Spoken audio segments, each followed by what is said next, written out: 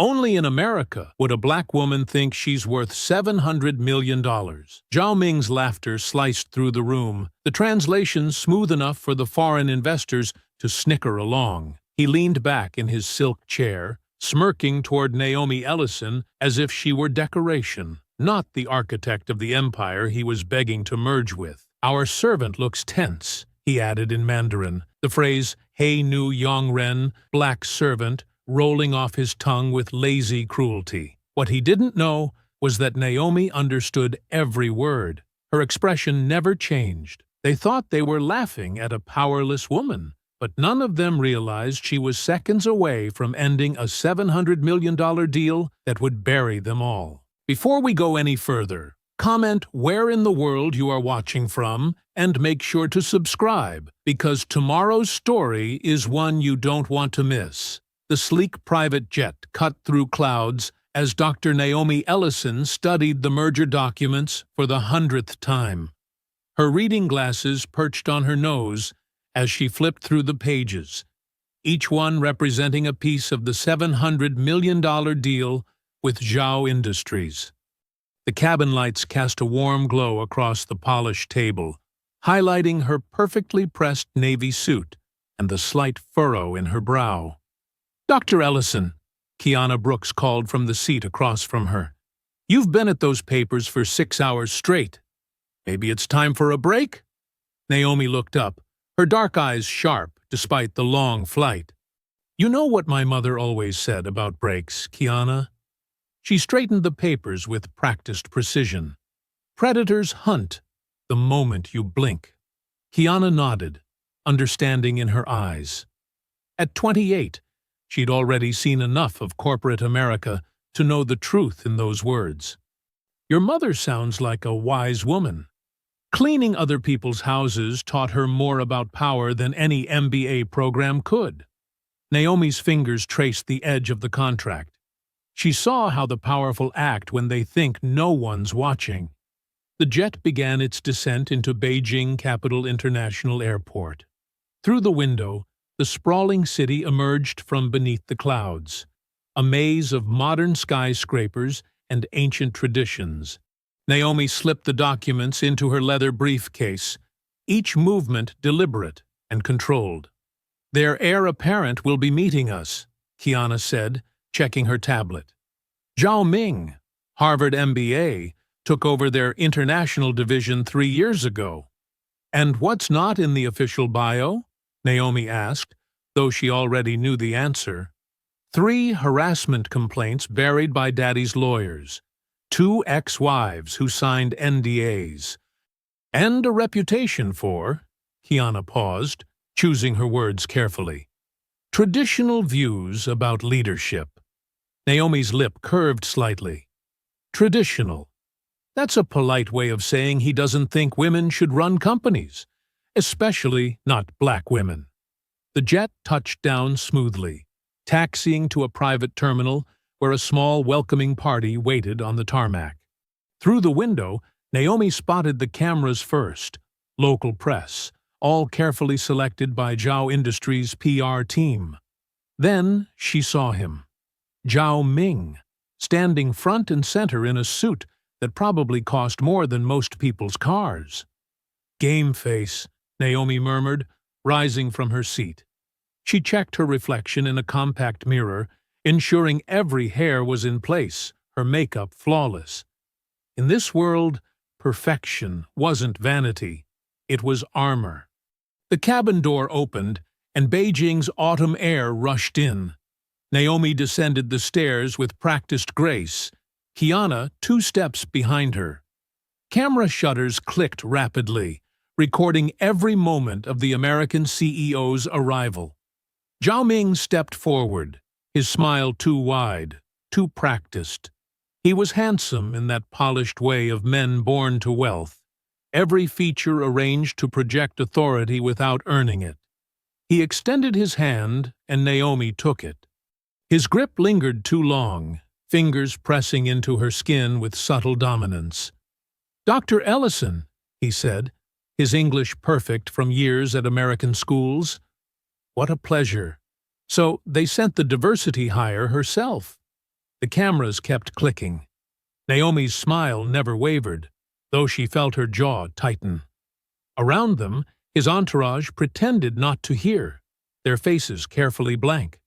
The comment hung in the air like smoke, impossible to grab, but unmistakably there. "Mr. Zhao," she replied, her voice smooth as silk. "Thank you for the welcome. Shall we discuss the future of energy innovation?" He laughed, a sound that didn't reach his eyes. "Of course, always straight to business with Americans. My father is eager to meet you." His gaze slid over her in a way that had nothing to do with business. They walked toward the waiting cars, a fleet of black luxury vehicles with tinted windows. Kiana stayed close, her tablet ready, her posture alert. She'd seen that look in Ming's eyes, too. In the back of the lead car, Naomi finally allowed herself to move her hand, carefully wiping it against a tissue. The scent of his cologne, too strong, too assertive, clung to her skin like a warning. "Did you get that on record?" she asked Kiana quietly. "Audio and video," Kiana confirmed, her voice barely above a whisper. "Though they'll probably say it was a translation issue. They always do." Naomi watched the Beijing streets blur past the window. Modern buildings reached for the sky, their glass surfaces reflecting a city racing toward the future. But some things remained stubbornly in the past. "One wrong word from him," she whispered, more to herself than to Kiana, "and this deal dies." The tissue in her hand crumpled slightly, the only outward sign of the steel beneath her composed exterior. She'd faced men like Zhao Ming before, men who saw her position as an affront to the natural order, who thought her success must be a gift rather than earned.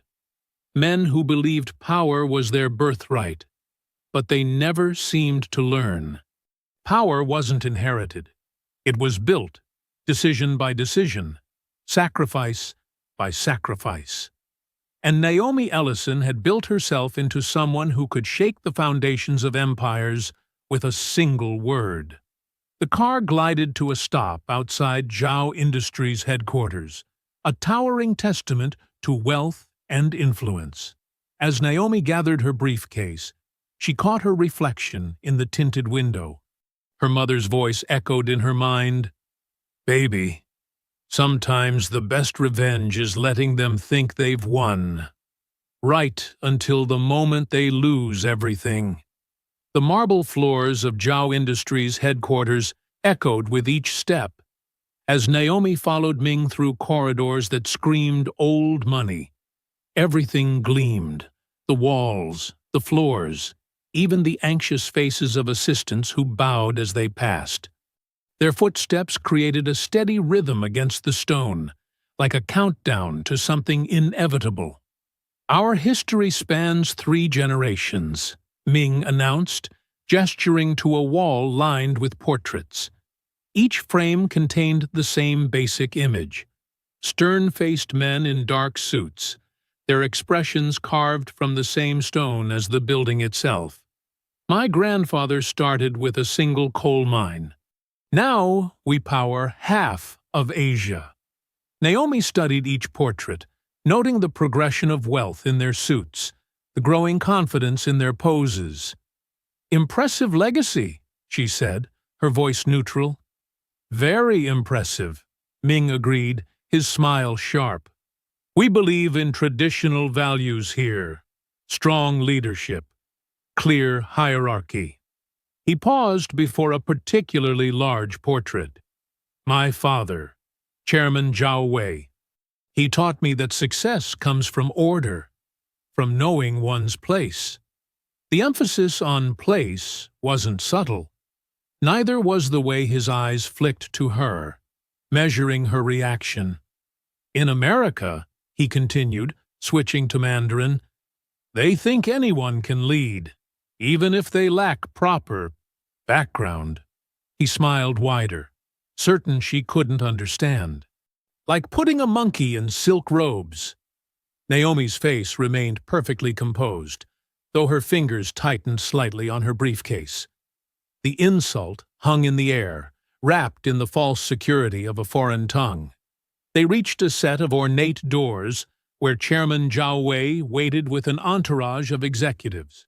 The chairman was everything his portrait suggested: elegant, reserved, radiating quiet authority. He bowed slightly, perfectly polite, but his eyes never quite met Naomi's. "Dr. Ellison," he said, his English careful and precise, "welcome to our humble home." The boardroom could never be described as humble. A massive table of polished rosewood dominated the space, surrounded by leather chairs that probably cost more than most cars. Floor-to-ceiling windows offered a commanding view of Beijing's skyline, the city sprawling beneath them like a kingdom. Lunch was served as they discussed preliminary terms: delicate dim sum, premium tea, every detail orchestrated to display wealth and control. Naomi noticed how the serving staff kept their eyes down, how they seemed to fade into the walls between courses. "The American market is challenging," one of the senior executives remarked, helping himself to more tea. "So many regulations, so many demands for representation." He chuckled, a sound like ice cracking. "And the women there, such strong opinions, such loud voices." Other executives joined his laughter, a chorus of artificial amusement. Chairman Zhao's face remained neutral, but something like approval flickered in his eyes. Ming didn't even try to hide his smirk. Naomi set down her teacup with precise control. "Volume rarely correlates with impact," she said, her voice carrying the weight of every degree she'd earned, every barrier she'd broken. "True power speaks for itself." Her eyes met the executives, and the laughter died. Something in her gaze, the quiet certainty, the unshakable dignity, turned the temperature in the room several degrees colder. The silence that followed felt like a vacuum, sucking the smugness from their faces. Chairman Zhao cleared his throat. "Shall we review the proposed timeline?" The meeting continued, but the atmosphere had shifted. Naomi noticed how they began watching her more carefully, like men who'd suddenly realized they might be standing on thin ice. Hours later, in her hotel suite, Naomi stood at the window watching Beijing's lights flicker to life. The city looked different from this height, less intimidating, more vulnerable. She pulled out her phone and dialed Kiana's room. "Did you get everything?" she asked when Kiana answered. "Every word," Kiana confirmed. "Both languages, including Ming's charming monkey comment." Naomi's reflection smiled back at her from the window. "Good. They think speaking Mandarin makes them invisible. That's exactly what we need." "The chairman's more careful than his son," Kiana observed, "but that comment about loud women shows exactly what they think of us." Naomi touched the cool glass, her fingertip tracing the outline of the Zhao Industries building in the distance. "They see our voices as a threat because they've never had to fight to be heard. So what's our play?" Naomi watched a plane cut through the night sky, its lights steady and determined. Tomorrow they'll see how loud quiet can be. The city continued to pulse below, millions of lives intersecting in countless ways.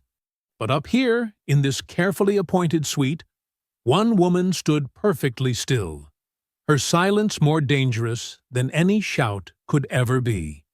The lights of Beijing reflected in her eyes, and in their glow, she looked less like a visitor and more like a force of nature, patient, inevitable, and impossible to stop once set in motion. The Zhao family estate sprawled across the outskirts of Beijing like a small palace, its gardens perfectly manicured, its walls high enough to keep the real world at a comfortable distance. Inside the main dining hall, crystal chandeliers cast prismatic light across faces both Eastern and Western, all wearing masks of civility that grew thinner with each course. Naomi sat at the center of the long table, her emerald dress a deliberate choice. Power without provocation. The silk caught the light as she reached for her wine glass, each movement measured and elegant. She'd learned long ago that in rooms like this, even lifting a fork could be judged. Ming held court at the head of the table, his father notably absent due to pressing business matters. The younger Zhao had loosened his tie after his third glass of wine, his carefully cultivated Western manners beginning to slip. "Tell me, Dr. Ellison," he called down the table, interrupting her conversation with a British investor, "where did you study? Harvard? Yale?" His tone suggested these were the only acceptable answers. "MIT," Naomi replied simply, watching his reaction. "Both degrees." "Both?" Ming's eyebrows rose with exaggerated surprise. "How fortunate! They must have had excellent diversity programs." Several Western executives shifted uncomfortably in their chairs. A server silently replaced empty soup bowls with the next course. Shark fin soup, a display of wealth that doubled as a statement about environmental concerns. "The engineering program was quite competitive," Naomi said, her voice carrying just enough warmth to make her next words cut deeper. "Merit-based admission, actually, though I imagine that concept might be unfamiliar to some." A few quiet coughs around the table. Ming's smile tightened. Of course," he said, switching to what he imagined was an African accent, thick and caricatured. "We are all very impressed with your achievements." He looked around the table, seeking approval. "In America, everyone gets trophy. Yes, everyone wins." Several Chinese executives laughed openly. The Western investors managed nervous chuckles, their eyes darting between Ming and Naomi, measuring the distance between social discomfort and business necessity. Naomi noted each face, each laugh, each cowardly compromise. Her memory was excellent. It had to be. Growing up where forgetting who stood with you and who stood against you could break you. The soup arrived in elegant bowls, steam rising like spirits seeking escape. Naomi watched the fins float in the broth, endangered species served with silver spoons. More symbols, more statements. "You know," Ming continued, emboldened by the previous laughter, "my father worried about this partnership. He said American companies lack discipline, proper respect for hierarchy." He gestured with his wine glass. "But I told him, sometimes we must adapt to new ways, yes? Even if they are—" He paused, searching for the word, "unexpected." "Progress often is," Naomi replied, her tone so perfectly pleasant it could cut glass. "Like sharks, we must keep moving forward, or die." The soup suddenly seemed less appetizing to several guests. A gentle chime broke the tension. Naomi's phone set discreetly beside her plate. She glanced at the screen, then stood with fluid grace. "Please, excuse me," she said. "I need to take this call." As she turned to leave, Ming leaned toward his closest companions, switching to Mandarin with the casual confidence of someone certain they couldn't be understood. "Hey Nu Yong Ren," he said, the slur rolling off his tongue. "Black servant." Laughter rippled around the table, starting with the Chinese executives and spreading uncertainly to some of the Western guests. The kind of laughter that comes from wanting to belong, from fear of being excluded from power's inner circle. Naomi's step faltered for just a moment. In that pause, time seemed to crystallize. She could feel her heartbeat, steady and strong, each pulse a reminder of every moment like this one, every smile she'd maintained while swallowing rage, every lesson her mother had taught her about dignity being armor. The chandelier light caught her earrings as she resumed walking, each step precise, unhurried. The laughter followed her to the door, but it couldn't touch her. She'd learned long ago that true power isn't in the ability to hurt others. It's in the ability to walk away, gathering their mistakes like ammunition, waiting for the perfect moment to show them exactly who they'd underestimated. The dining room door closed behind her with a soft click that somehow seemed louder than all the laughter combined. In the hallway, surrounded by ancient Chinese artifacts worth millions, Naomi stood perfectly still. She didn't clench her fists or let her face show anything but perfect composure. Instead, she took one deep breath, then another, each one fueling the fire of determination that had carried her from a small house in Atlanta to this moment. The phone in her hand hadn't actually rung. It was a tool, like everything else: the dress, the smile, even this strategic retreat. Each piece carefully chosen, each moment choreographed toward an end they couldn't yet see. Behind those doors, they were still laughing, still certain of their superiority, still believing that power was measured in cruelty and wealth. They couldn't hear her silence, couldn't recognize it for what it was. Not submission, but the calm before a storm. They would learn, as so many others had, that underestimating Naomi Ellison was like mistaking a sleeping lion for a house cat, a mistake you only make once.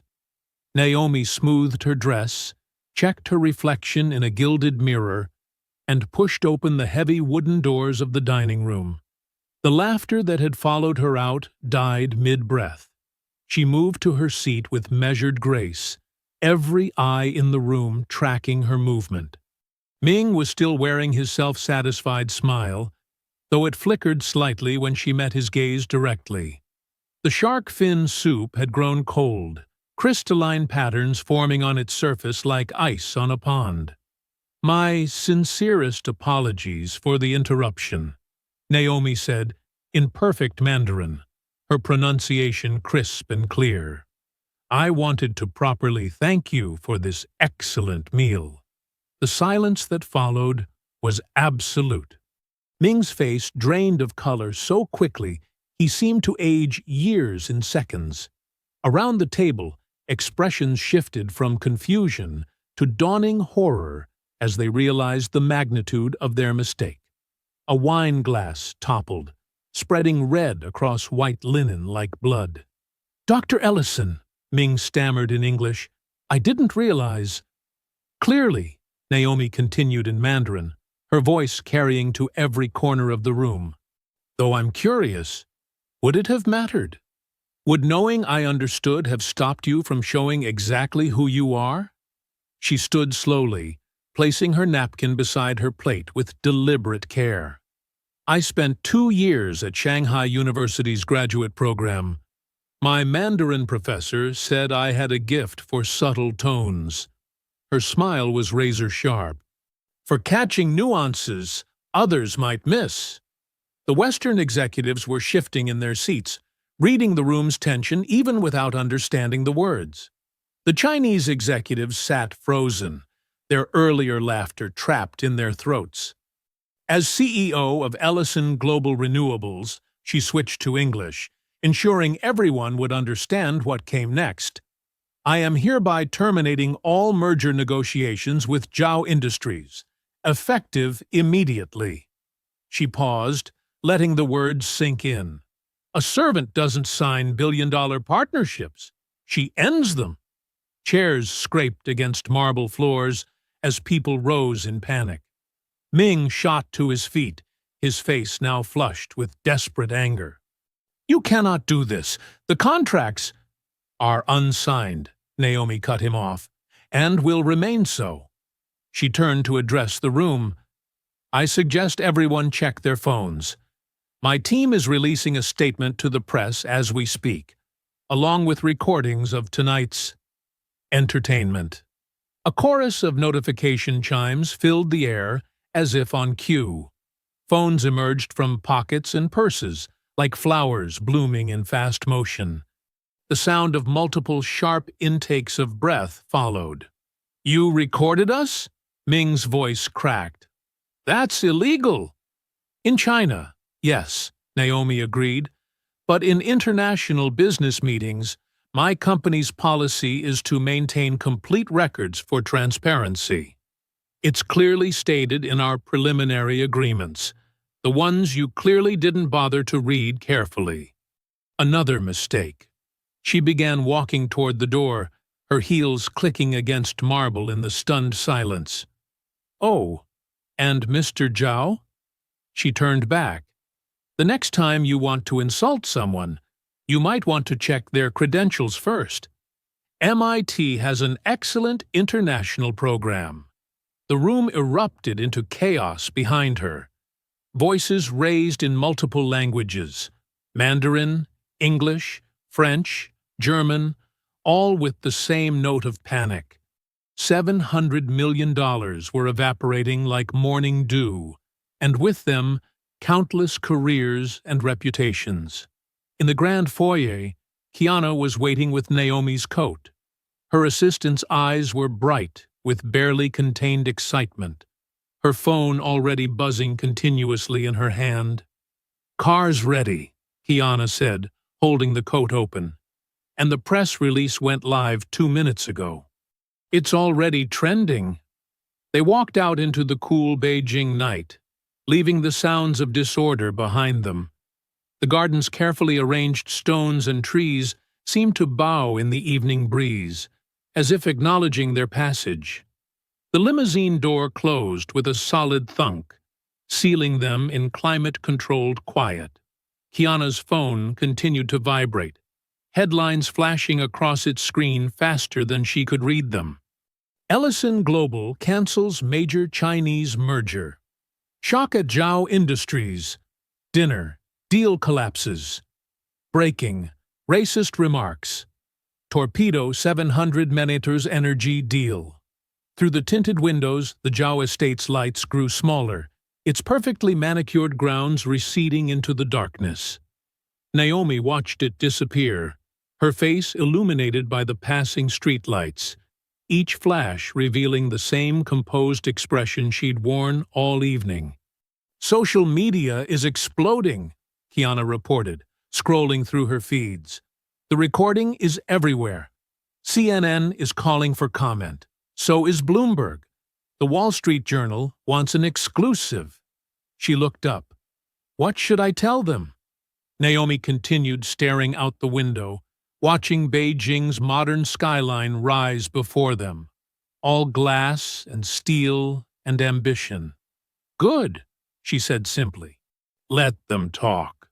In the reflection of the window, she could see her own face superimposed over the city lights, clear-eyed, unshaken, exactly as her mother had taught her to be. In her mind, she could hear her mother's voice. "Baby, sometimes the biggest victory is just walking away with your head high." The limousine glided through the night, carrying them toward the airport where the company jet waited. Behind them, an empire built on arrogance was learning an expensive lesson about underestimating the wrong person. Ahead, headlines were spreading across the globe, carrying not just news of a failed deal, but a message about power, respect, and the cost of casual cruelty. The Beijing sunrise painted the city in shades of amber and gold, but Naomi had been awake long before dawn. She stood at her hotel suite's floor-to-ceiling windows, watching digital stock tickers scroll across the sides of skyscrapers. Ellison Global's stock was flashing in angry red, down 12%, and falling. Below, a swarm of reporters clustered around the hotel's main entrance like anxious bees. Security guards formed a human barrier, keeping the press at bay. Camera flashes punctuated the morning light, even from 30 floors up. "They're saying it's the biggest deal collapse in clean energy history," Kiana said from her position at the suite's dining table, surrounded by tablets and laptops. She hadn't slept either. Her usually pristine blazer was slightly wrinkled, coffee cups scattered around her workstation. Chinese social media is split between outrage and, well, more outrage. But Western outlets are calling it a watershed moment for corporate accountability. Naomi's phone buzzed again, the 20th call from David Levin in the past hour. She'd been ignoring them all, but this time she picked up. The video call connected, revealing her CFO's face, flushed with barely contained fury. "Do you have any idea what you've done?" David's voice crackled through the speaker.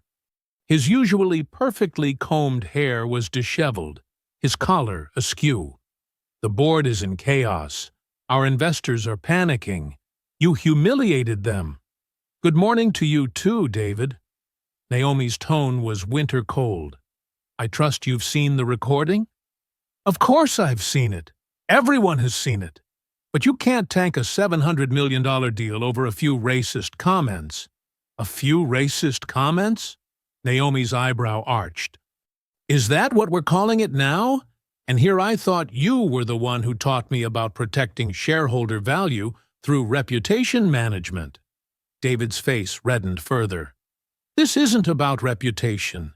This is about—" He stopped, seeming to catch himself. "Look, we can still salvage this. Ming's father is willing to meet. We can renegotiate." "Interesting timing for that suggestion," Naomi cut in. "Speaking of negotiations, would you care to explain why new patent transfer clauses appeared in the contract overnight? The ones that weren't in the version I reviewed on the flight?" David blinked rapidly, his hand reaching up to adjust his tie. "There must be some mistake. Perhaps a translation error. In a contract drafted by our own legal team?" Naomi's voice was dangerously soft. "Try again, David. I'll have to check with legal." "But Naomi, please, just focus on the bigger picture here. The board meeting is in 4 hours, and they're going to want answers." "Oh, they'll get answers." Naomi ended the call mid-sentence, turning to Kiana. "What did you find?" Kiana's fingers flew across her keyboard, pulling up a complex web of financial diagrams. "It took all night, but I found it. The new patent clauses? They're connected to a series of shell companies registered in the Cayman Islands." She highlighted a particular node in the network. "This one was established 3 weeks ago, right after our first meeting with Zhao Industries. And guess who's listed as the beneficial owner?" "Ming," Naomi said, not a question. "Through 6 layers of corporate veils. But yes." Kiana pulled up another document. "The clauses would have given them backdoor access to our core solar panel technology. They could have replicated our entire production line within 6 months." Naomi moved to stand behind Kiana, studying the diagrams. Years of experience reading financial structures let her see the theft attempt hidden in the legitimate-looking paperwork. It was elegant in its complexity, she had to admit. If she hadn't caught Ming's insult, if she hadn't killed the deal— "They weren't just trying to partner with us," she said quietly. "They were planning to gut us. Take our technology, replicate it cheaper, and push us out of the Asian market entirely." She straightened up, smoothing her jacket. "And someone on our side helped them set it up." "David?" Kiana asked, though her tone suggested she already knew the answer. "The timing of the contract changes, the rushed closing schedule, the way he's pushing to salvage the deal even after what happened." Naomi shook her head. "He's been their man from the start. We just need to prove it." A knock at the door made them both turn. A hotel staff member entered with a silver breakfast tray, complete with fresh coffee and pastries. As she set it down, Naomi noticed her hands trembling slightly. "Pardon, doctor." "Ellison," the young woman said in careful English. "But security asked me to inform you. There are now over 50 reporters in the lobby." They're requesting statements. Thank you, Naomi replied with a warm smile. And thank you for bringing breakfast, despite the crowd. After the staff member left, Kiana stood up, stretching muscles stiff from hours of computer work. What's our next move? Naomi walked back to the window. The morning sun had risen fully now, glinting off the steel and glass towers of Beijing's financial district. Somewhere in one of those buildings, Ming was probably scrambling to contain the damage, never suspecting they'd discovered the real plot hidden behind his racist bluster. They called me servant while trying to steal my crown, Naomi said, her reflection in the window overlaying the city like a ghost. Now we take theirs. She turned to Kiana. Start with David's emails from the past month. Every contact, every meeting, every document he's touched. If he helped them set this up, he left tracks somewhere. Kiana was already typing. And Ming? He wanted to play with racism and corporate theft? Naomi's smile was sharp as a blade's edge. Let's show him what happens when you try both against the wrong person. The morning news cycle hit like a tsunami. Naomi watched from her hotel room as talking heads dissected her every move, her every word from the fateful dinner. On CNN, a commentator with perfectly coiffed hair shook his head solemnly. Sources close to the negotiations suggest Dr. Ellison may have misinterpreted cultural differences, he said. This emotional response could cost shareholders billions. Naomi muted the TV, her finger pressing the button with controlled force. Her phone buzzed constantly with notifications. Social media was having a field day. The messages ranged from concerned to cruel, with an ugly undercurrent of racism threading through many of them. They're calling you unstable on WeChat, Kiana reported, scrolling through her tablet. And Twitter. Well, you don't want to know what's trending. Let me guess. Hashtag angry black woman. Naomi's voice was dry as dust. Among others. Kiana's face darkened. The trolls are out in force. I've had to shut down comments on all our corporate social media. Naomi stood, walking to her closet. She pulled out a simple black sweater and jeans, clothes that would help her blend in rather than stand out. I need some air. You can't go out there, Kiana protested. The media is still camped downstairs, and security says, I didn't survive 2 decades in corporate America without learning how to move unseen. Naomi pulled her hair back into a tight bun, added large sunglasses and a surgical mask, common enough in Beijing that it wouldn't draw attention. Keep monitoring the situation. I'll be back in 2 hours. The service elevator deposited her in the hotel's kitchen area. A few workers glanced her way, but in her plain clothes, she was just another foreigner trying to avoid attention. She slipped out through the loading dock and into the bustling streets of Beijing's business district. All around her, life continued as normal. Street vendors hawked their wares, office workers hurried between skyscrapers, tourists snapped photos of the modern architecture. But in cafes and on street corners, she caught fragments of conversation. Her Mandarin picked up whispers that made her jaw clench. That American woman. Lost face over nothing. These foreigners. So sensitive. In a high-end coffee shop, 2 young executives in sharp suits didn't bother to lower their voices as she passed their table. Who does she think she is? One said in Mandarin. These Americans, especially the black ones, they don't understand how to do business here. His companion laughed. Ming Zhao was right. Too emotional. No control. Naomi ordered her coffee in perfect Mandarin, watching their faces pale as they realized she'd understood every word. She took her drink to a corner table, opening her phone to find Ming's face plastered across Chinese business news sites. His official statement was a masterpiece of subtle condescension. While we respect Dr. Ellison's passion, her emotional reaction to standard business negotiations raises concerns about her ability to operate in international markets. We remain open to dialogue once cooler heads prevail. The translation didn't capture all the nuances. The way his choice of words in Mandarin painted her as hysterical, unstable, out of her depth. The comments below the articles were worse, a cesspool of racist and sexist vitriol barely disguised as business criticism. Her phone buzzed with a message from the board. They were deeply concerned about the situation and requested an emergency meeting. Another buzz, share prices dropping. Another, a major investor threatening to pull out. Naomi walked back to the hotel through darkening streets, watching her own face flash on digital billboards between advertisements.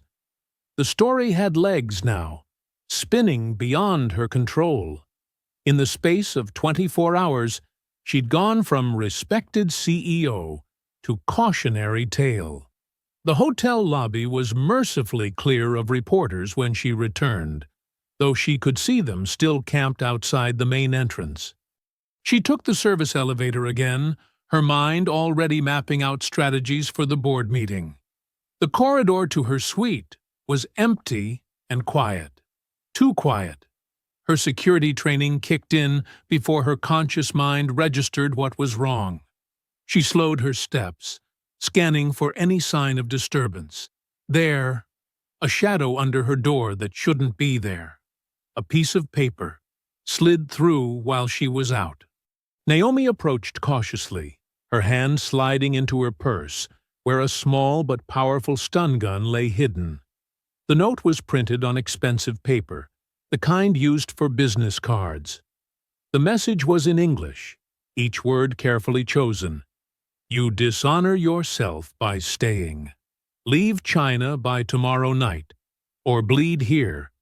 Some lessons must be taught harshly. Naomi picked up the note with the tissue, preserving any possible fingerprints. Inside her suite, she checked every room, every closet, every possible hiding place. Nothing was disturbed, but the message was clear. They could reach her whenever they wanted. She double-checked the door's bolt, then moved a chair under the handle for good measure. From her purse, she withdrew the stun gun, a gift from her head of security, who'd insisted she never travel without it. Its weight was reassuring in her hand as she checked the charge indicator. Full power. Try me, she muttered, setting the weapon on her bedside table within easy reach. I've faced worse than schoolyard bullies with daddy's money. The Beijing sunrise painted the hotel room in shades of gray and amber. Naomi sat cross-legged on the floor, surrounded by stacks of printed documents and 3 laptops. Her jacket was draped over a chair, her sleeves rolled up, ready for battle. Kiana worked at the desk, red-flagging suspicious entries in spreadsheets. Dark circles under her eyes betrayed a sleepless night, but her fingers flew over the keyboard with precision. Liang Chen, their translator and tech consultant, sat on the couch with his own laptop, his normally neat hair disheveled from running his hands through it in frustration. Another shell company, Kiana announced, marking a cell in red. This one registered in the Cayman Islands last year. Huge cash transfers, no clear business purpose. Naomi nodded, scanning a document recovered from Zhao Industries' backup servers. Patterns the same. They create these shells just before major international deals. She touched her temple, fighting a headache. Liang, what's this notation here? Liang leaned forward, squinting at Chinese characters in tiny font. It's creative accounting. They're marking bribes as consulting fees to local officials. He pulled at his collar, clearly uncomfortable. These amounts are significant. Track them, Naomi ordered, passing him a USB drive. Every yuan. every recipient. The room fell into focused silence, broken only by keyboard clicks and the rustle of papers. Outside, the city was fully awake, car horns and construction noise filtering through the windows. But up here, in their makeshift war room, they were archaeologists unearthing corruption one layer at a time. "Got something big," Kiana said after an hour. "Factory inspection reports from their solar panel plant in Xinjiang." "The numbers don't add up." Liang moved to look over her shoulder, his face paling as he read. "These worker manifests. I've seen this before. These aren't employees. They're forced labor." Naomi's head snapped up. "You're certain?" "The language is careful, but—" Liang pulled up another document, translating rapidly. "See here? Special Worker Integration Program. And these housing costs? Far below market rate because they're prison barracks." "Jesus," Kiana whispered.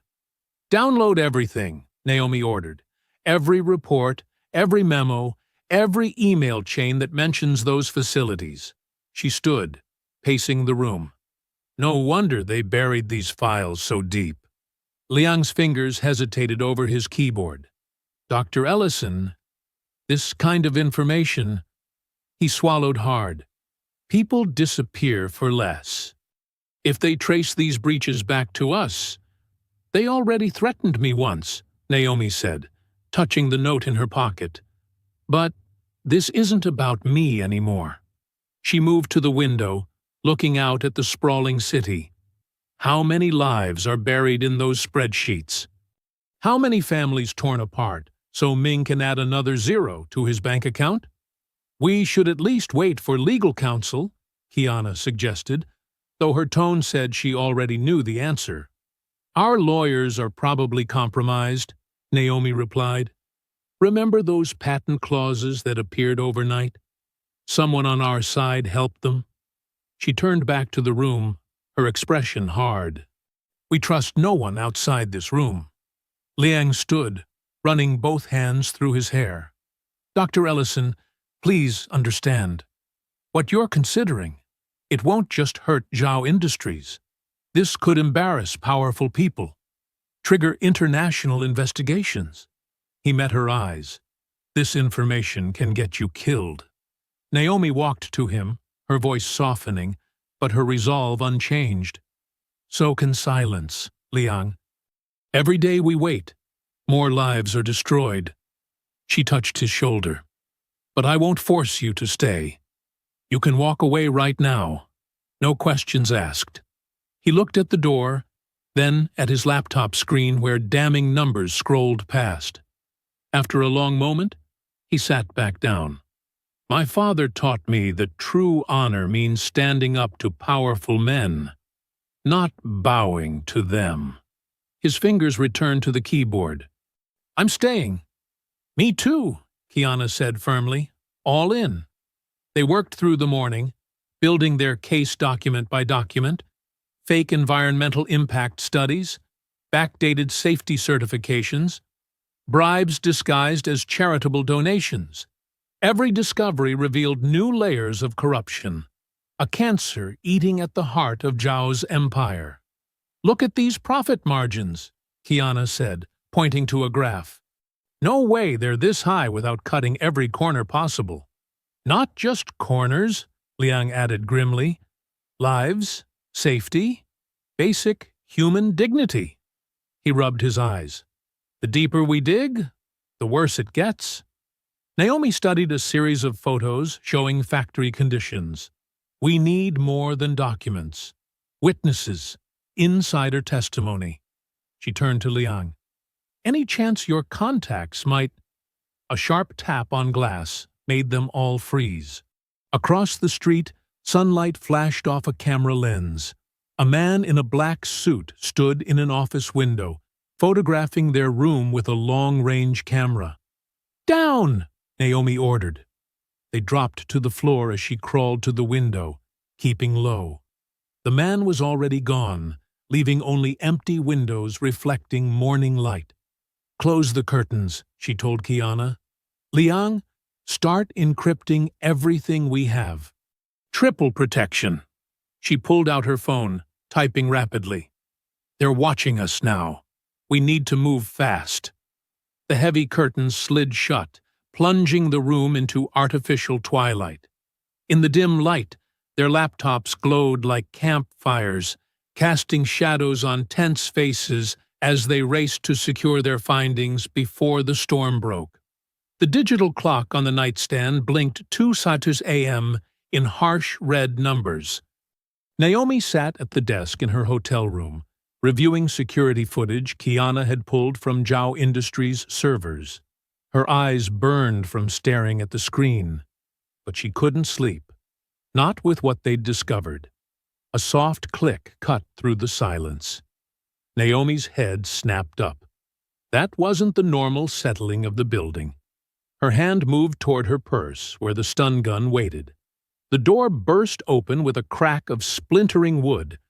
3 men in black masks rushed in, moving with military precision.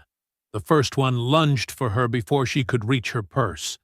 Naomi grabbed the desk lamp and swung hard.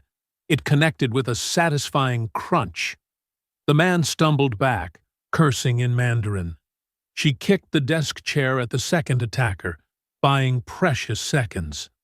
The third man cornered her by the coffee maker. Without thinking, Naomi grabbed the pot of water she'd been heating for tea and flung the scalding liquid at his face. His scream pierced the air as he clawed at his mask. Glass shattered as they knocked over the side table. Naomi's bare feet crunched on the fragments, but adrenaline dulled the pain. She ducked a wild punch, years of kickboxing classes taking over. Her elbow found a solar plexus. Someone's nose met her knee. The door connecting to Kiana's room burst open. Her assistant charged in, wielding a wooden chair like a battering ram. She slammed it into the back of the man grappling with Naomi. "Run!" Naomi shouted, grabbing Kiana's arm. They bolted for the hallway, leaving the men tangled in furniture and cursing. Their bare feet slapped against cold tile as they sprinted for the stairwell. Behind them, heavy footsteps and angry shouts echoed off the walls. Naomi's heart hammered against her ribs. The fire exit felt miles away. They hit the stairwell at full speed, taking the steps 2 at a time. The metal door clanged shut behind them just as the fire alarm began to shriek. Red emergency lights cast everything in a hellish glow. "Keep going!" Naomi gasped as Kiana stumbled on the 10th floor. Their pursuers were gaining. She could hear them above, their boots thundering on the metal stairs. They burst out of the stairwell on the 4th floor, racing down a service corridor. A cleaning cart provided cover as they caught their breath. "Back entrance," Kiana panted, pointing. "Through the kitchen." Naomi nodded, her lungs burning. They moved as quietly as they could, bare feet silent on the industrial carpet. Behind them, the fire alarm continued its deafening wail. They made it to the kitchen just as voices shouted in Mandarin from the stairwell. The cold tile against their feet was almost welcome after the rough carpet had scraped their soles raw. "There!" One of the men spotted them through the kitchen window. Naomi grabbed a pot from the drying rack and hurled it at the window. The crash bought them precious seconds as they darted between steel counters and hanging utensils. They reached the loading dock just as police sirens began wailing in the distance. The night air hit them like a slap, raising goosebumps on their arms. They didn't stop running until they reached the busy street 2 blocks away. Only then did Naomi realize she was shaking. Her silk pajamas were torn and spattered with coffee. Blood trickled from cuts on her feet. Kiana didn't look much better, her t-shirt ripped at the shoulder, hair wild around her face. "Are you okay?" Naomi asked, grabbing Kiana's shoulders. "Yeah," Kiana nodded, still breathing hard. "You?" "I'll live." Naomi tried to steady her trembling hands. "We need to get somewhere safe." They'll be watching my backup hotel. My cousin has an apartment in the University District, Kiana said. She's out of town this week. They found a taxi willing to take them despite their disheveled state. As they drove through the pre-dawn streets, Naomi's phone buzzed with a message from the hotel manager. Police were investigating an apparent robbery attempt. No suspects found. Minimal evidence. They'll bury this, Naomi said quietly. Write it off as common criminals. Those weren't random burglars, Kiana replied. They moved like professionals. Ming's men. Had to be. Naomi's jaw clenched. He's desperate to stop us from exposing what we found. The sky was beginning to lighten when they returned to the hotel room with police escort. The destruction looked worse in the gray dawn light. Overturned furniture, shattered glass, papers scattered like fallen leaves. Blood drops stained the carpet where Naomi's knee had connected with someone's face. She pulled out her phone, hands still trembling slightly, and began photographing everything. The broken door, the lamp she'd used as a weapon, the coffee stains on the wall. Each image was evidence of how far Ming would go to protect his secrets. They drew first blood, Naomi whispered, lowering her phone. The words tasted like iron in her mouth, like the promise of retribution. The room fell silent except for the click of her camera phone. Morning sun crept through the windows, painting the wreckage in shades of gold and shadow. Each photo was another piece of ammunition in a war that had just turned deadly serious. The private jet hummed steadily as it carried them away from Beijing. Naomi stared out the window, watching China's coastline fade into a distant smudge. Her body ached from the attack, cuts and bruises hidden beneath a crisp business suit. 2 armed security guards sat near the cockpit, a new addition she'd never needed before. Kiana dozed fitfully in the seat across from her, dark circles under her eyes betraying their sleepless nights. They'd barely rested since fleeing to her cousin's apartment, spending hours documenting everything and arranging secure transport home. "Ms. Brooks," Naomi said softly, touching her assistant's arm. "We're almost home." Kiana startled awake, instantly alert. "Any word from the office?" "David's called 4 times. Says it's urgent we meet as soon as we land."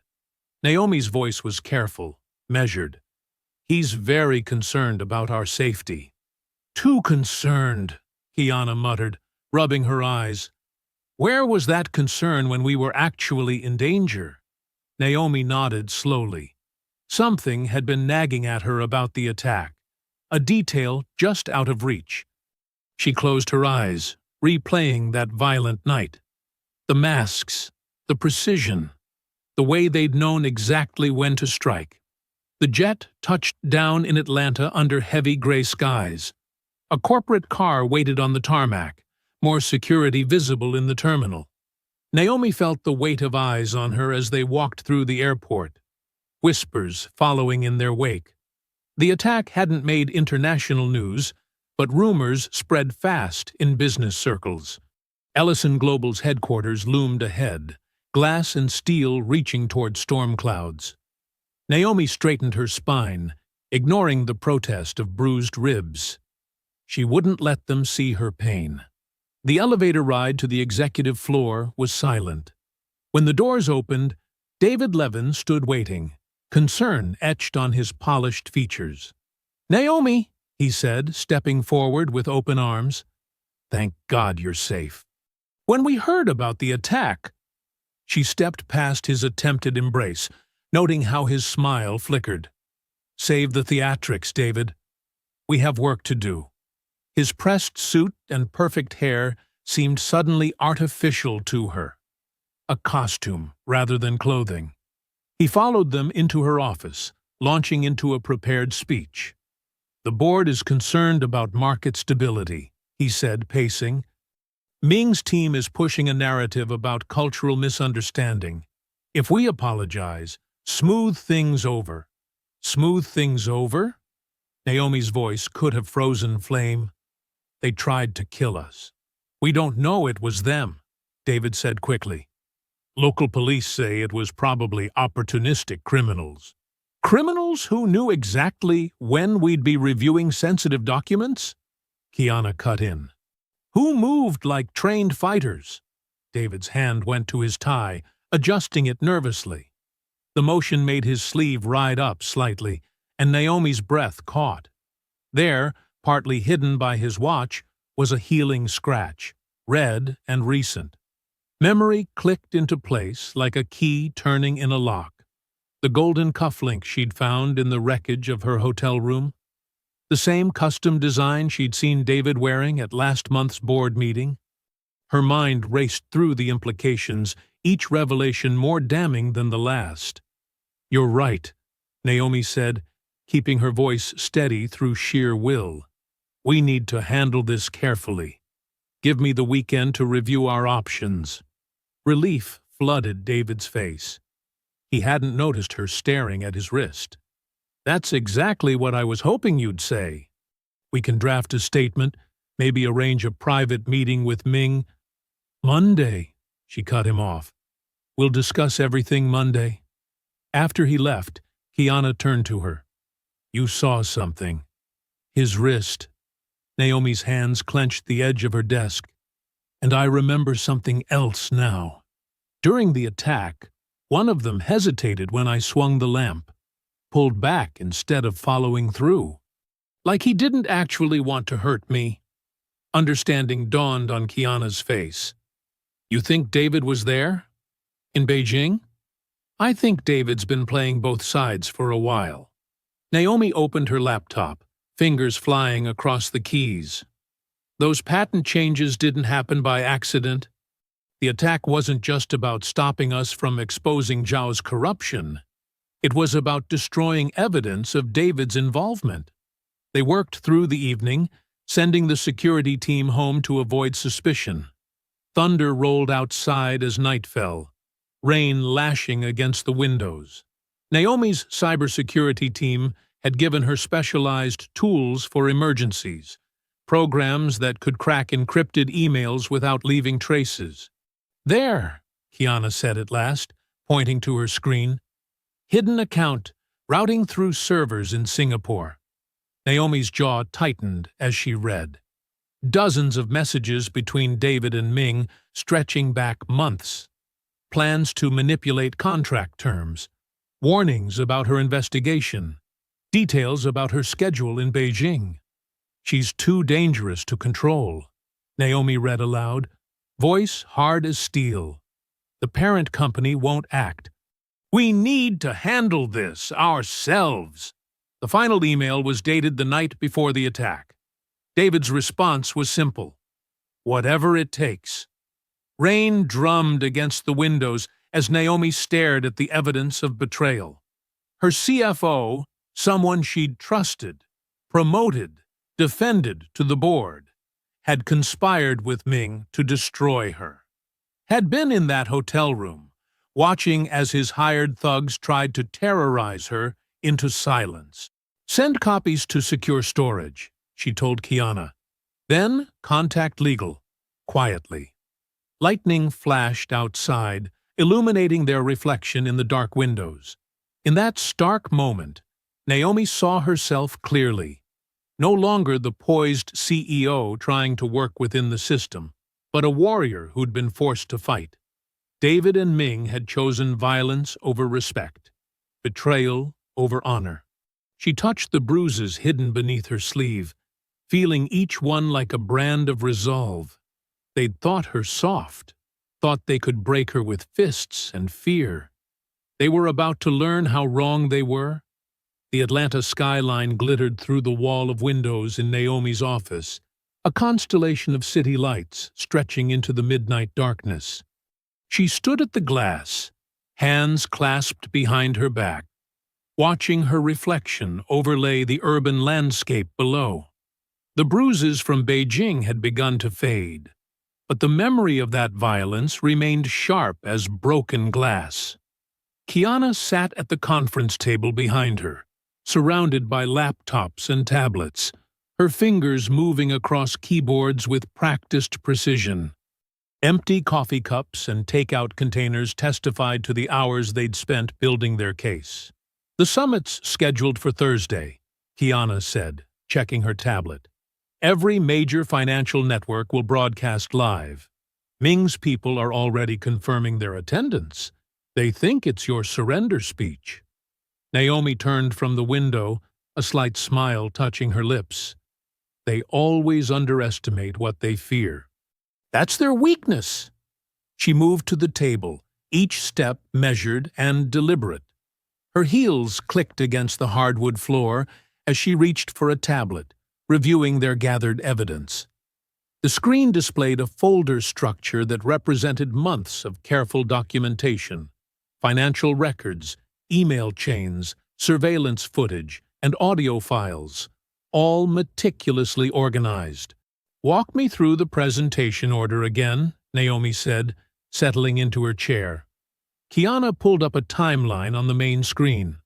"We open with the partnership proposal. Everything clean and above board. Then we show the altered contract terms David secretly inserted." She swiped to the next slide. "That leads us to the money trail. Shell companies, hidden accounts, the works. And the labor violations?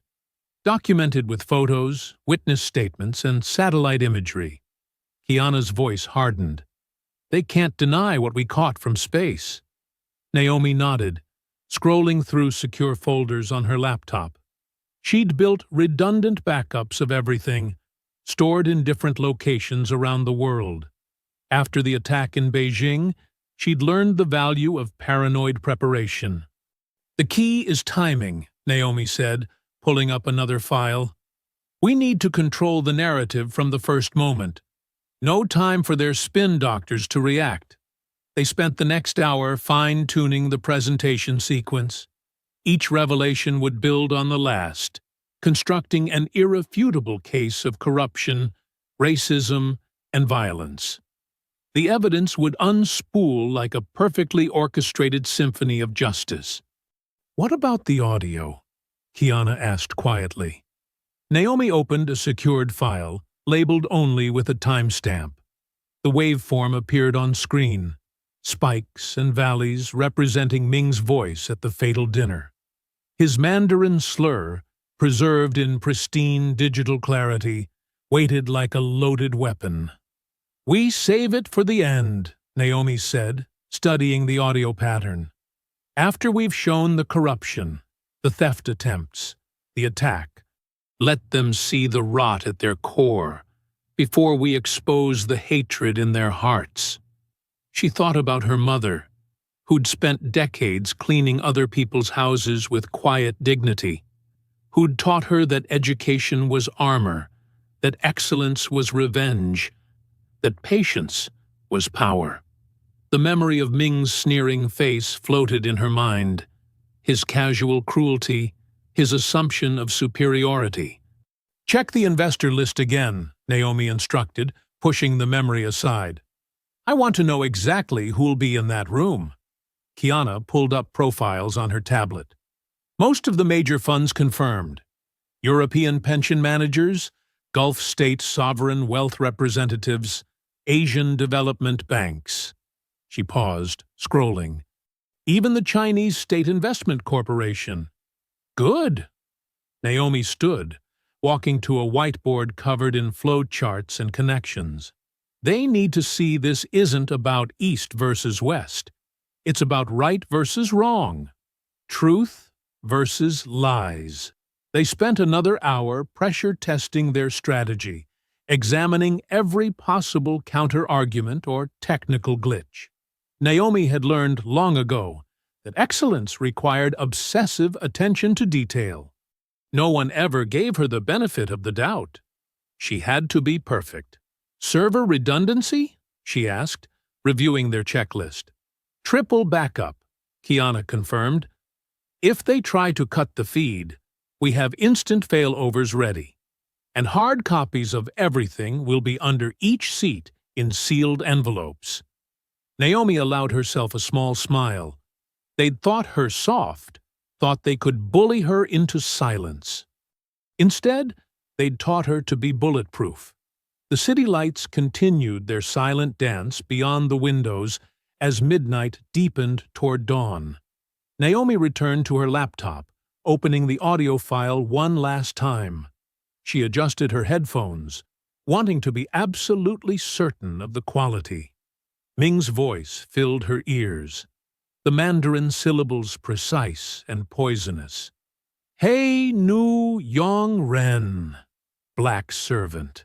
She could hear the smirk in his voice, the absolute certainty of his superiority. In the background, nervous laughter rippled from his audience of sycophants and cowards. Naomi's finger hovered over the trackpad, her reflection in the screen steady and resolute. The woman looking back at her wasn't angry anymore. She was focused, determined, unstoppable. She'd transformed their hatred into fuel, their violence into purpose. The audio waves pulsed on screen, waiting to be unleashed. One click would start an avalanche that would bury Ming, David, and their entire corrupt empire. Not with fury or vengeance, but with truth and unshakable evidence. She pressed play once, listening to the slur again. Then she closed the laptop with a quiet click. Tomorrow, she said, her voice carrying the weight of certainty.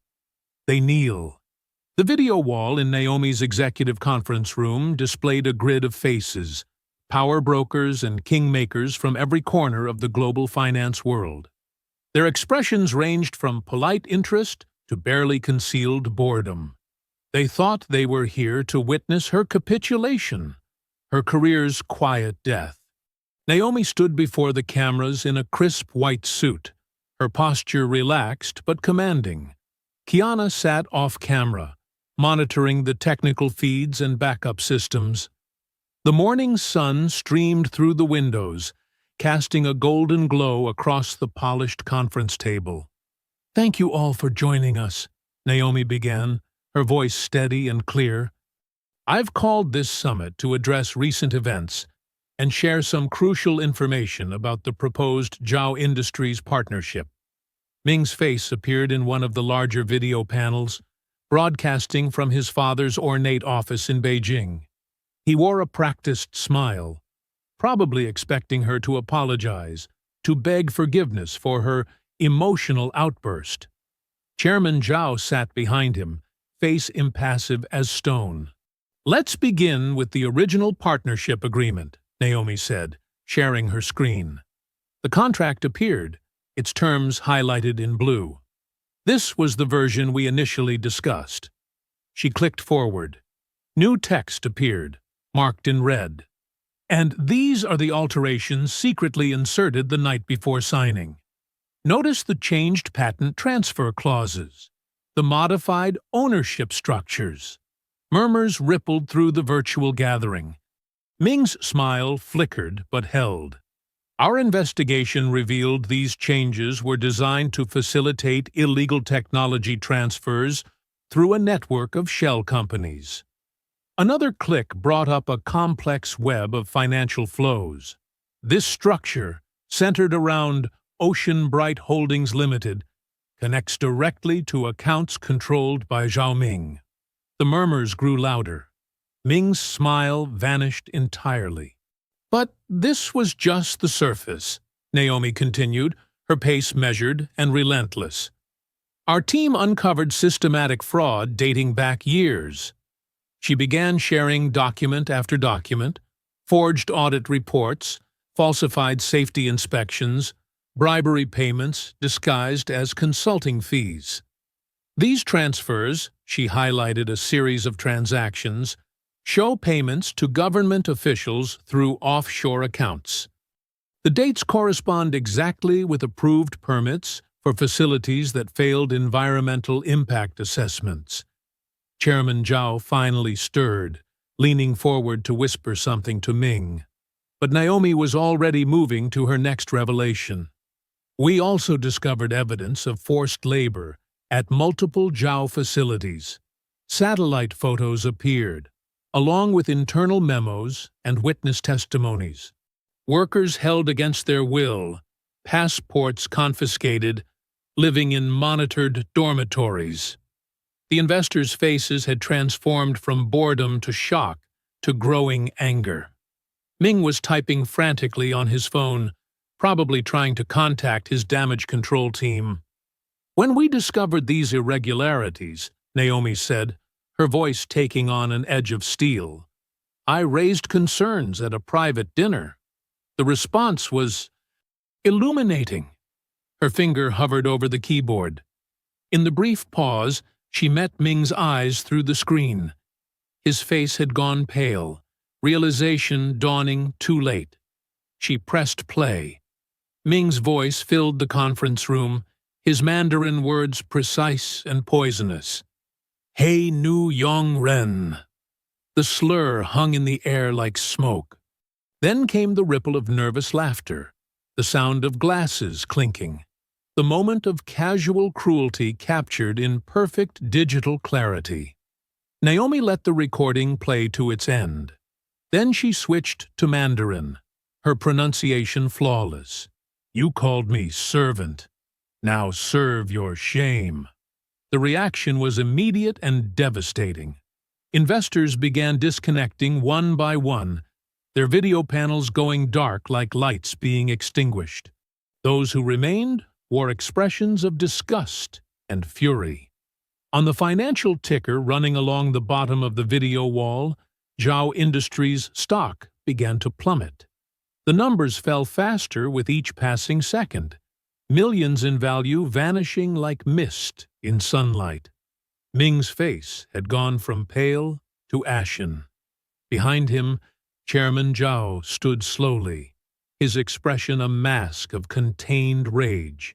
He reached for Ming's shoulder, his grip visibly tight even through the video feed. "The complete evidence package has been transmitted to relevant regulatory authorities in 12 countries, Naomi stated, switching back to English. "You'll find copies in your secure inboxes, along with documentation of which agencies have been notified." Another wave of disconnections followed. The stock price continued its freefall. "This concludes our presentation," Naomi said. "Thank you for your time." She reached for the disconnect button, pausing for one final moment to meet Ming's devastated gaze. In his eyes, she saw the ruins of his empire, the ashes of his arrogance. Then she pressed the button, and his face vanished into digital darkness. The room fell silent, except for the soft hum of electronics.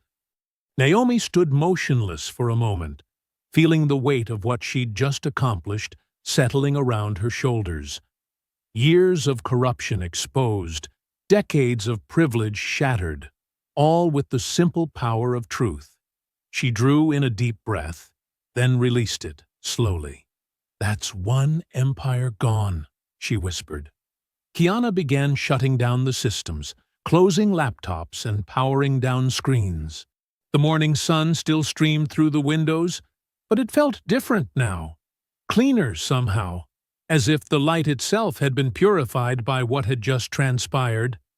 The stock ticker continued its relentless descent, marking the destruction of billions in market value. But for Naomi, the numbers were secondary. She'd done what she'd set out to do, not just protect her company, but strike a blow against the kind of casual hatred that had haunted her entire career. She reached for her water glass, took a small sip, and watched as the financial world absorbed the shockwaves of what she'd just unleashed. In Beijing, phones would be ringing, lawyers would be scrambling, and Ming would be facing his father's wrath. But here in Atlanta, in this quiet conference room, Naomi had finally proven what her mother had always taught her. Excellence, truly, was the best revenge. The first video appeared just 3 hours after the summit ended. Shaky footage showed what looked like Naomi shoving a Chinese staff member during her Beijing visit. By noon, dozens more had surfaced, all grainy, all misleading, all carefully edited to paint her as volatile and aggressive. Naomi stood at her office window, watching dark clouds gather over Atlanta's skyline. Her phone buzzed constantly with notifications, each one bringing a fresh wave of anonymous hatred. The messages ranged from racial slurs to detailed death threats, filling her inbox like poison. "They're using deep fakes," Kiana said from her desk, scrolling through the latest batch of videos. "Good ones, but they're fake. Look at how your shoulder clips through the wall in this one." "Save everything," Naomi replied, her voice calm despite the storm brewing both outside and online. "Every threat, every video, every comment. We'll need it all." Her computer chimed with an urgent email notification. The subject line read, "Internal Memo. Ellison Global Corruption Exposed." The sender was listed as Anonymous Whistleblower, but Naomi knew better. She'd recognize David Levin's writing style anywhere. The attached documents were masterfully crafted, memos that seemed to show her approving illegal payments, backdated emails discussing technology theft, even a fake recording of her planning to sabotage the Zhao deal from the start. It was the kind of paper trail that could destroy careers, the kind that took weeks to prepare. "He's been planning this," Naomi said, forwarding the files to her secure server. "These forgeries are too good for rush work. David's been Ming's inside man all along." Kiana moved to Naomi's computer, examining the documents. The metadata shows some of these were created months ago. "He's been building this trap since before the Beijing trip, and now he thinks he's sprung it." Naomi pulled up a different folder on her screen, one containing every email David had ever sent from his corporate account, including the ones he thought he'd deleted. "But I've been building my own trap, too." She opened the first email chain between David and Ming, dated 6 months earlier. The messages started innocently enough. Casual business discussions, harmless information sharing. But they grew darker over time, more explicit in their planning. The final exchanges discussed exact dollar amounts for David's cooperation, offshore account numbers, and detailed instructions for sabotaging Naomi's position. "Send it all to the FBI," Naomi instructed. "Every email, every attachment, every deleted draft. And copy the SEC on everything related to the stock manipulation they planned." Kiana's fingers flew across the keyboard, transmitting years of evidence to federal authorities. Outside, thunder rolled across the sky as the storm finally broke. David's office door opened across the hall. He emerged wearing his usual polished smile, straightening his tie as he walked toward Naomi's door. She could see the confidence in his stride. He thought he had her cornered. "Naomi," he said, entering without knocking. "We need to discuss damage control. These allegations are extremely serious." She turned from the window slowly, letting him see her complete lack of concern. "Yes, they are. Especially the federal ones." His smile flickered. "Federal? The FBI's Cybercrimes Division is particularly interested in your conversations with Ming about hacking our servers." She picked up her phone, showing him the screen. "They just confirmed receipt of all the evidence. They're very efficient." The color drained from David's face. "Those emails were deleted." "Nothing's ever really deleted, David. You taught me that, remember? Back when you were still pretending to be my mentor instead of Ming's puppet." Heavy footsteps echoed in the hallway. 2 FBI agents appeared in the doorway, their badges gleaming. Behind them stood several uniformed police officers. "David Levin," one agent said, "we need you to come with us."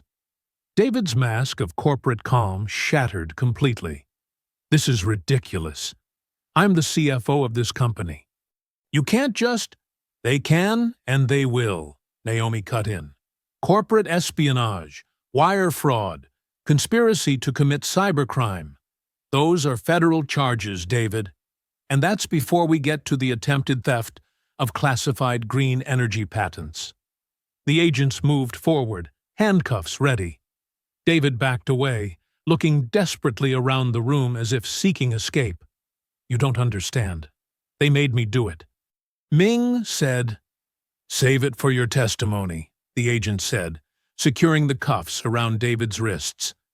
"You'll have plenty of time to explain everything." Camera flashes began popping through the windows as David was led out. News vans had already gathered below, tipped off about the FBI's arrival. The whole world would see David Levin's walk of shame. Naomi stood at her window, watching as they guided him through the gauntlet of reporters. His perfectly tailored suit looked wrong somehow with his hands cuffed behind his back. More flashes lit up the scene despite the rain, capturing his downfall for tomorrow's headlines. She didn't blink once as she watched him being placed in the FBI vehicle. This was what justice looked like, not loud or dramatic, but methodical and inescapable. All those years of David's subtle condescension, his hidden prejudices barely masked by corporate politeness, had led to this moment. The car pulled away, leaving only rain-soaked reporters and their disappointed cameras. Naomi remained at the window, her reflection calm and steady in the glass. In less than a day, she'd toppled a corrupt empire in Beijing and exposed a traitor in her own ranks. But she knew this wasn't the end. Power never surrendered quietly, and wounded predators were the most dangerous kind. Streetlights cast long shadows across the empty Atlanta roads as Naomi guided her Mercedes through the quiet night. The day's victory felt distant now, replaced by a familiar wariness that had followed her since Beijing. Her hands gripped the steering wheel firmly, eyes constantly checking the rear-view mirror, a habit she'd developed since the hotel attack. The digital clock on her dashboard read 11:43 p.m. Most of the office buildings around her were dark, their windows reflecting the occasional flash of her taillights. She'd stayed late finalizing statements about David's arrest, making sure every word was precise, unassailable. Movement in her mirror caught her attention. Headlights, high and aggressive, belonging to a black SUV that had turned onto the street behind her. Something about its presence made her skin prickle. The vehicle kept pace, maintaining the same distance for 3 blocks straight. Naomi took a right turn, then another, mapping escape routes in her mind. The SUV followed each move. Her suspicion hardened into certainty. This wasn't coincidence. Her foot pressed heavier on the gas pedal, but she kept her speed just under suspicious. No need to attract police attention, not when she needed mobility. The SUV suddenly accelerated, closing the gap between them. Its headlights filled her mirrors, bright enough to be blinding. Naomi's pulse quickened, but her movements remained controlled, deliberate. She'd faced worse than tailgaters. They approached an intersection where the road widened into 4 lanes. The SUV swerved into the left lane, pulling alongside her. Naomi caught a glimpse of dark figures inside, faces hidden in shadow. The vehicle surged forward, cutting sharply across her path. Tires screeched as Naomi hit the brakes. Her Mercedes skidded, stopping inches from the SUV's rear bumper. Before she could reverse, 2 men emerged from the vehicle. Their movements were practiced, purposeful. One carried a tire iron that gleamed dully under the streetlights. Time seemed to slow. Naomi saw every detail with crystalline clarity. The men's black gloves, their featureless dark clothing, the way they spread out to approach from both sides. She remembered the hotel room in Beijing, the sound of breaking glass, the feeling of being cornered. Not this time. Her foot slammed the accelerator before they could reach her doors. The Mercedes's engine roared to life, tires spinning against wet pavement. She yanked the wheel hard, aiming for the narrow gap between the SUV and the curb. Metal screamed against metal as her car scraped past their bumper. The impact sent her vehicle into a spin. Naomi turned into it, using the momentum to whip her car around 180 degrees. Her training from defensive driving courses took over, counter-steering, maintaining control, finding her exit. The Mercedes straightened out, facing the opposite direction, and she floored it. In her rearview mirror, she saw the men scrambling back to their vehicle. Their SUV's front bumper hung loose, damaged from the collision. She took a sharp turn down a residential side street, then another, weaving through the quiet neighborhood until she was certain she'd lost them. Her hands didn't shake as she pulled out her phone and dialed Kiana's number. The call connected after 2 rings. "They're still trying to finish it," Naomi said without preamble, her voice steady despite the adrenaline coursing through her system. "Black SUV, 2 men, armed. Just tried to run me off Peachtree." "I'm calling the police," Kiana replied immediately. "Where are you now?" "Safe. Heading to the Midtown precinct." Naomi checked her mirrors again. Clear streets behind her. "Have our security team sweep my house before I go back.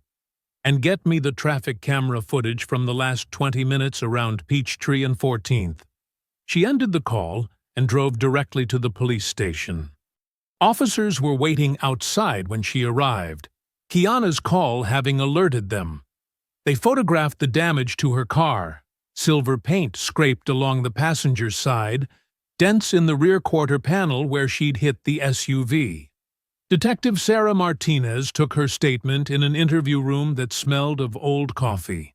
Naomi recounted every detail with precise clarity, her voice never wavering. The detective's pen scratched across her notepad, recording times, descriptions, sequence of events. "You're remarkably calm for someone who just survived an attempted assault," Martinez observed, studying Naomi's face. "Panic doesn't solve problems," Naomi replied. "Neither does fear. I need this documented so we can prove pattern and intent when you catch them."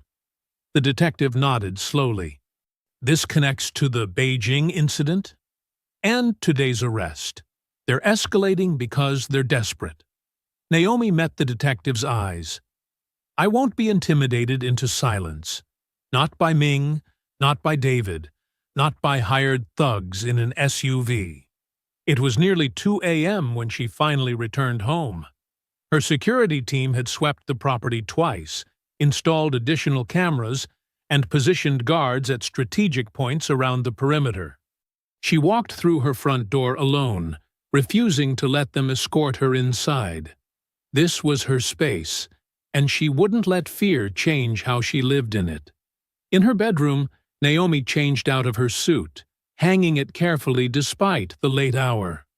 The routine helped settle her mind, brought focus back to her breathing. She opened her safe and removed a matte black pistol, a Glock 19, chosen for reliability and precision.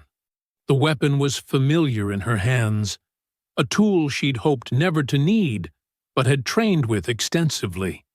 She laid the pistol on her nightstand, checking that the safety was on, that a round was chambered. Her voice was barely a whisper in the quiet room, never again unarmed. Sunlight streamed through the windows of Naomi's home office as she reviewed a cryptic email that had arrived at 4:27 a.m. The message contained only flight details and a single line. "Ming seeks sanctuary in L.A. Handle with care." The sender's address was a string of numbers, but the digital signature carried traces of official Chinese government protocols.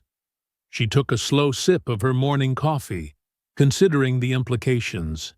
The mighty Zhao Empire was fracturing, and someone high in Beijing's power structure wanted her to know about Ming's desperate move. It wasn't surprising. The Chinese government had always played a long game, and Ming's public humiliation had become an embarrassment they needed to contain. "Kiana," Naomi called to her assistant, who was working at a desk in the adjacent room, "get me Special Agent Thompson at the FBI's Financial Crimes Division." Kiana appeared in the doorway, tablet in hand. "Already done. He's expecting your call in 10 minutes. And that source you asked me to verify? Definitely came through diplomatic channels.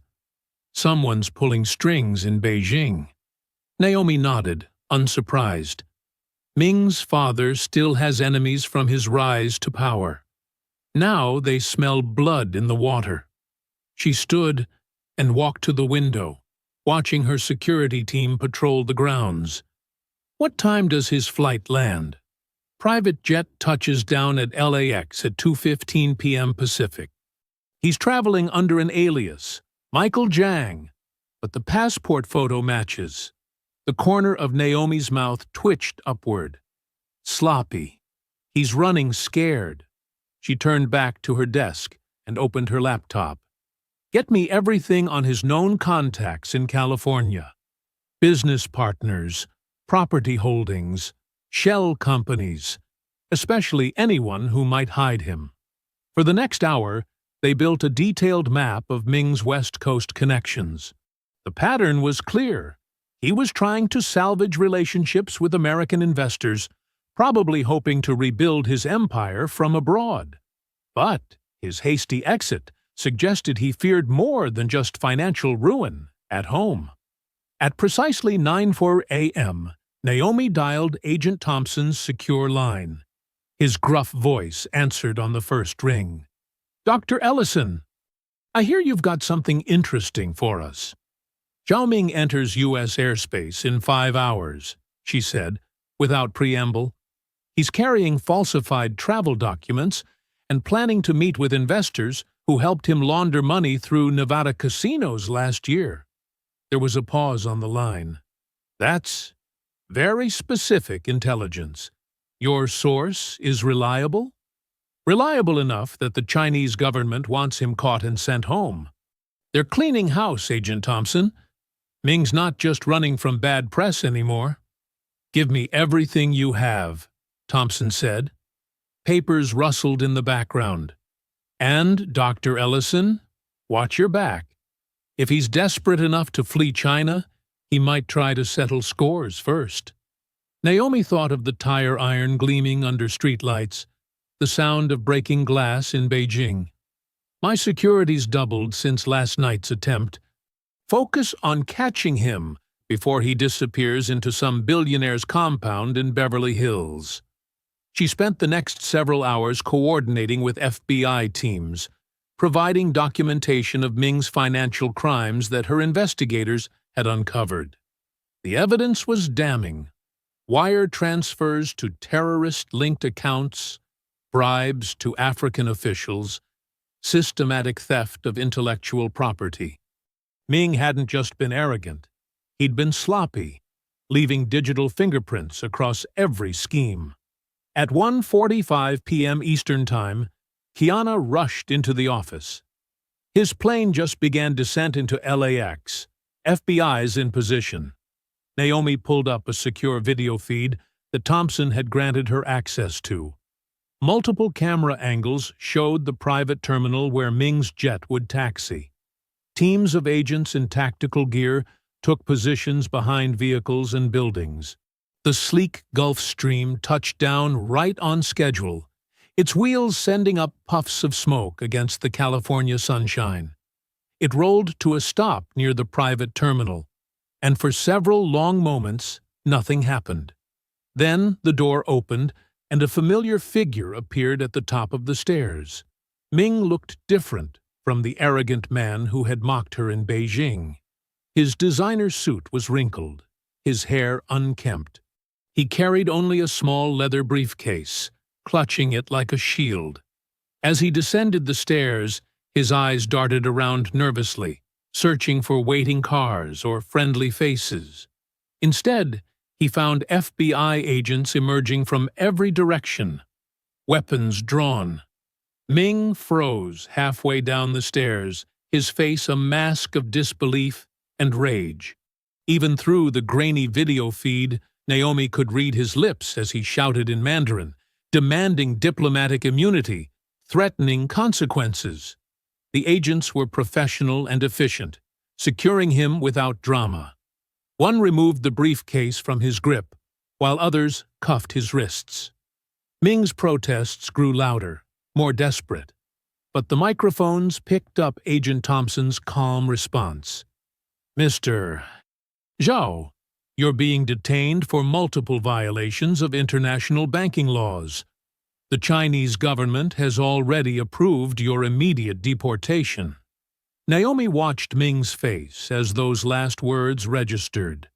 The color drained from his cheeks as he realized the truth. He wasn't being arrested. He was being sent back to face whatever punishment Beijing had prepared for his embarrassment of the state. "Get me the footage from his arrest," she told Kiana. "All angles, highest resolution possible. And find out who else was on that plane with him." "Already pulling it," Kiana replied, fingers flying across her tablet. "Preliminary passenger list shows 2 private security guards and a financial advisor. All 3 are being questioned." Naomi nodded, satisfied.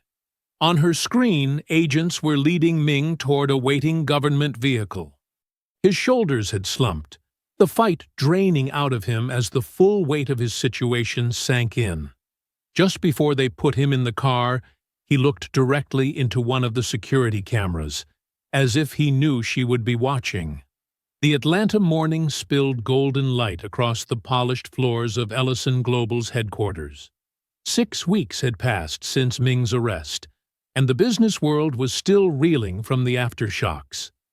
Naomi's heels clicked against marble as she walked through the main lobby, her pace measured and confident. The first person to notice her was a young intern sorting mail. His eyes widened, and he straightened up, hands fumbling with envelopes. Then others looked up from their desks and screens.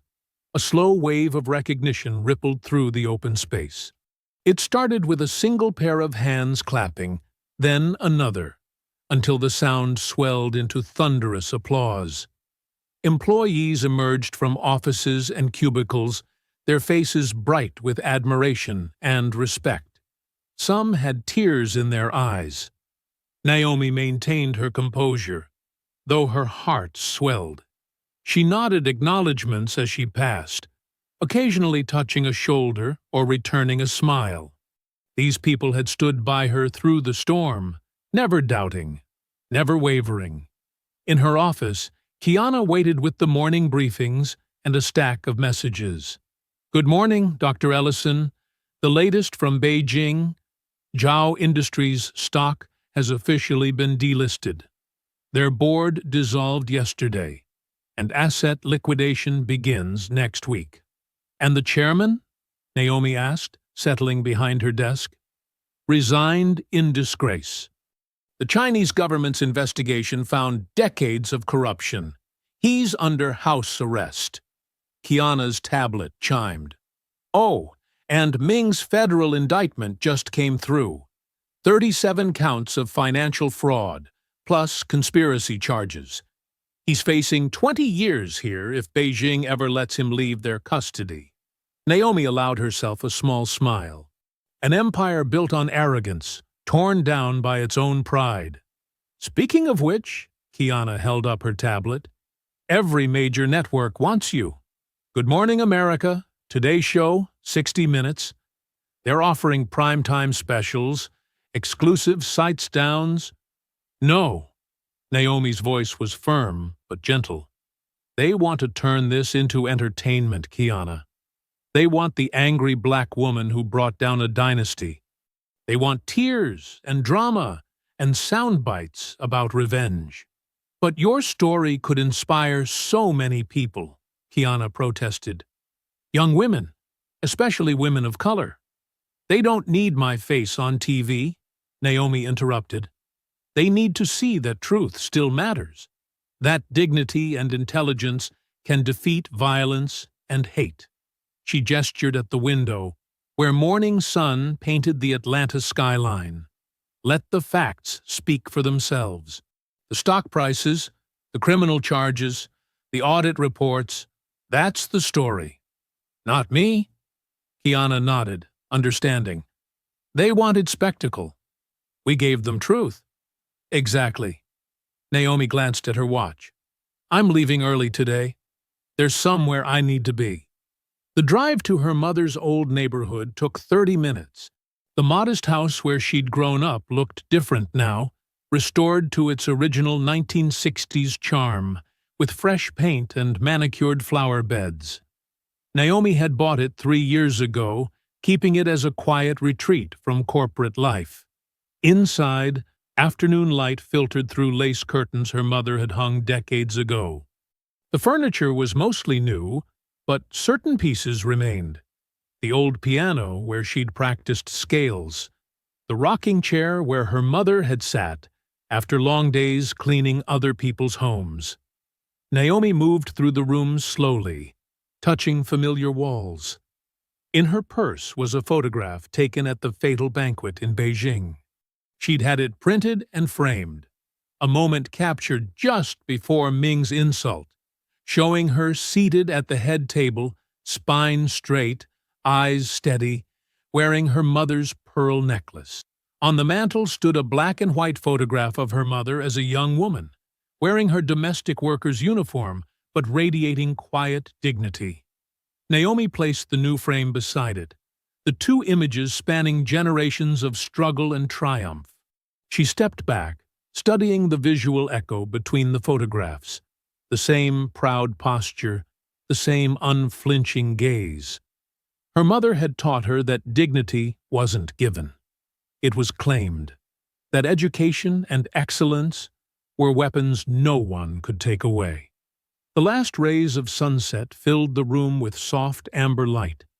Naomi touched both frames gently, feeling the weight of legacy in her fingertips. They used fists, she whispered to the quiet house, to her mother's memory, to her own reflection in the glass. We used truth, and when that failed, we used strength.